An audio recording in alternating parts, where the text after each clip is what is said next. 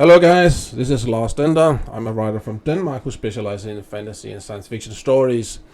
Tonight I'll be reading from my fantasy book, Mandigo and the Hellhounds. And if you want to know more about the books I've written, please go into the Solus Twitch account. You can find links there, and also the books will be available on YouTube as written by me. And also for additional information, you're very welcome to visit my website, www.simon.net, and the word Simon is with an X. Okay guys, this is going to be chapter 12 from Mandigo and the Hellhounds.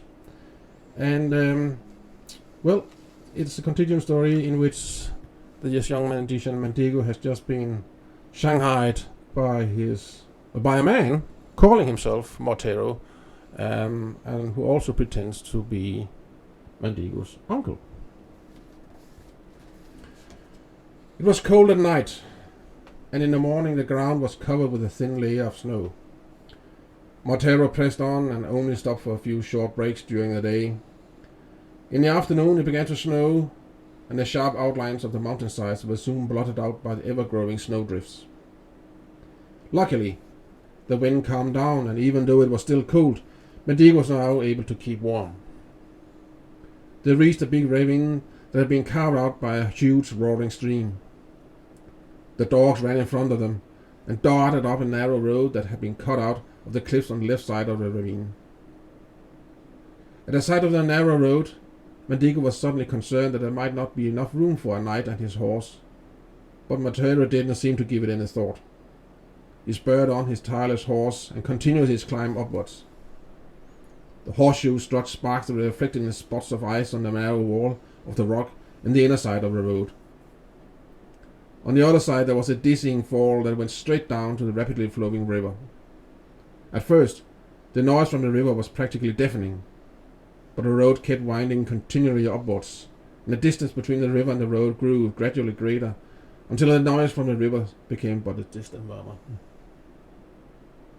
There was something about the ravine that seemed familiar to Mandigo, but he wasn't sure what it was. But a little while later, he got his first glimpse of Mortero's fortress. It suddenly dawned upon him where he was heading. It was a fortress where the Shrolloks lived. The fortress that he had seen in Greta's fog mirror. The fortress that was protected against the curiosity of other magicians by a horrendous demon. Presently, the air was filled with the sound of hoarse shrills that made Mandigo's muscles cringe. He looked up and saw a big pack of Shrolloks come rushing towards him like devil birds that had caught sight of a fresh meat. He instinctively pressed up closer against Mortero, but the sorcerer consoled him and said, "Don't be nervous. The Shrolloks only guard the ravine and the sky above it for me. They won't dare touch us." However, Mandigo wasn't quite convinced and kept an eye on the Shrolloks as he and Mortero continued their ascent. The snow grew heavier, and soon it was impossible to see more than just a few meters ahead. Even Mortero was forced to slow down, and through his cursing and tearing at the horse's reins, Mandigo could sense that the situation did not suit the sorcerer particularly well. But forwards and up they went, and always with the 12 big dogs leading ahead like a long dark rope following the path that would lead them to their destination. The shadows grew bigger, and it became increasingly hard to navigate in the area. Mandigo's teeth began to chatter from the cold again, and he could no longer feel his hands and feet, nor his ears, and nose for that matter. However, he could feel that the road had become more flat. It was still winding quite a bit, and Mortero's fortress remained mostly concealed behind the mountains. Sometimes the fortress would appear behind a protrusion in the cliffs, allowing Mandigo to examine it a bit closer. It was situated on the very edge and atop a narrow plateau, ending in a several hundred meters cliff facing a huge waterfall that sprang forth in the middle of the side of a big, snow-covered mountain that rose up above all the other mountains surrounding it. In direct continuation of the perpendicular cliff wall indicating the end of the plateau, there rose a huge, round tower with crenellated masonry and embrasures. The tower was part of the fortress's massive curtain wall that followed the periphery of the plateau like a jagged crown of carved granite stone. After the next hairpin turn, the road continued upwards to the fortress through a long tunnel in the mountain, and for a while the fortress was no longer visible. The tunnel was modestly lit by oil lanterns placed along the walls at uneven intervals. The sound of the horse hooves that pounded against the ground echoed in the tunnel and beat against Mandigo's ears like a big orchestra of drums. Every now and then, Mandigo thought he saw something move on the tunnel's walls, but he wasn't sure. His eyes burned from the cold weather and from fatigue, so everything seemed distorted. The horse's breath turned into clouds of steam that took on nightmarish forms, and his snort turned into the rumblings and growling of a dragon just before it spews fire. The tunnel finally ended, and the tightly locked barbican of the fortress and its drawbridge became visible. Guards were posted just at the start of the drawbridge and at the entrance to the fortress. They were strange, dangling figures, and their body armor was not uniform, but grotesque. Most pieces showed signs of having been in battle.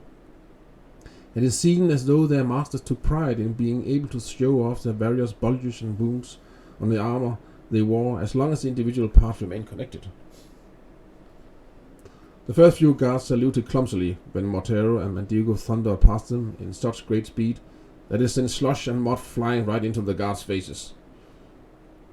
Mandigo caught an appalling glimpse of a scaly, non-human face when he rode past, and then they crossed the drawbridge. The horse made the crossing in mere 2 jumps, and another pair of guards whizzed past in a flash. "Hoist the drawbridge and close the gates!" Mandigo heard Mortero shout as they rode through the gatehouse and into what Mandigo later learned was the outer courtyard of the fortress.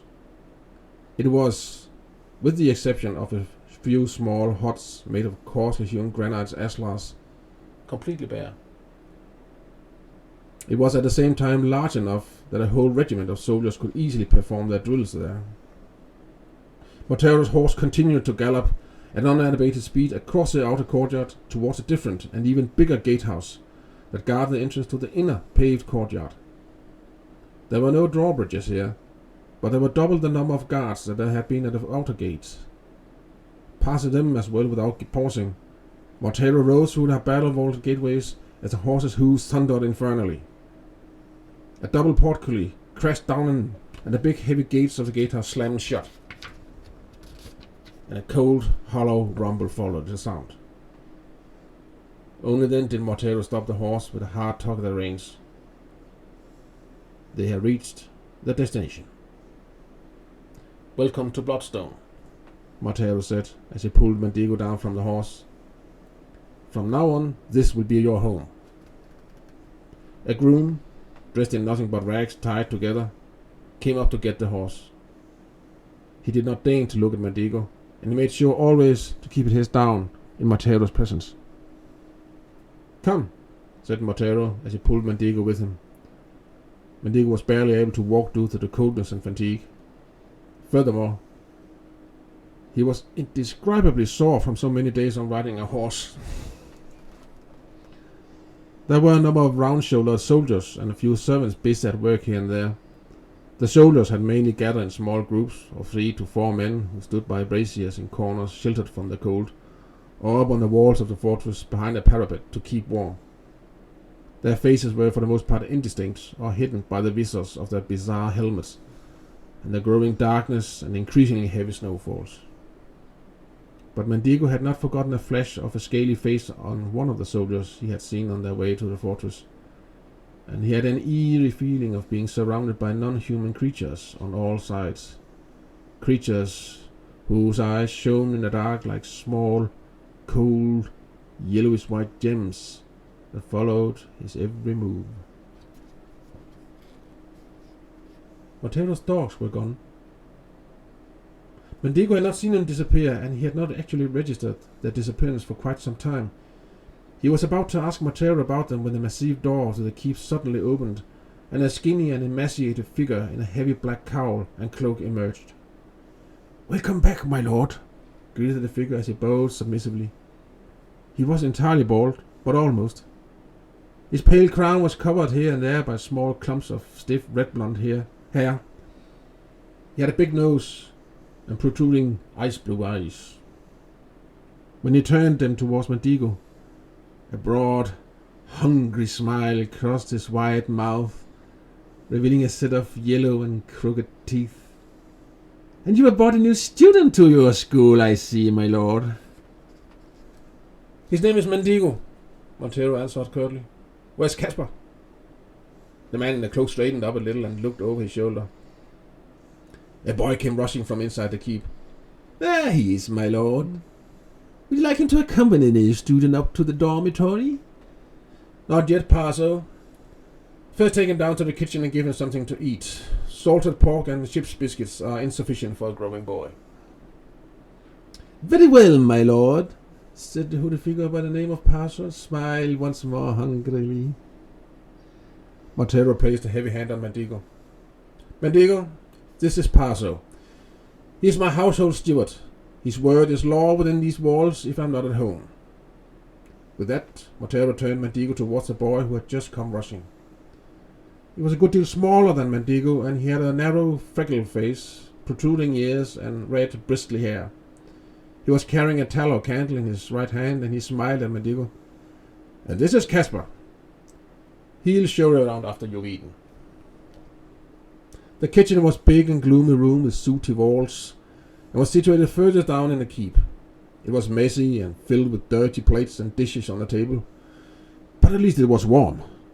There was a big hearth by one wall where a pig roasted on a spit that was slowly being turned by a kitchen slave. A couple of pots were simmering on a considerably smaller hearth by the opposite wall. The aroma of roasted meat that made Mandigo's stomach rumble and his mouth water. At the same time, the heat from the hearth made his fingers and toes tingle excruciatingly.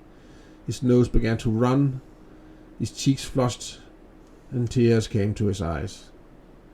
Casper laughed, but good-naturedly. His mischievous face had a winning smile, and there was a roguish twinkle in his eyes.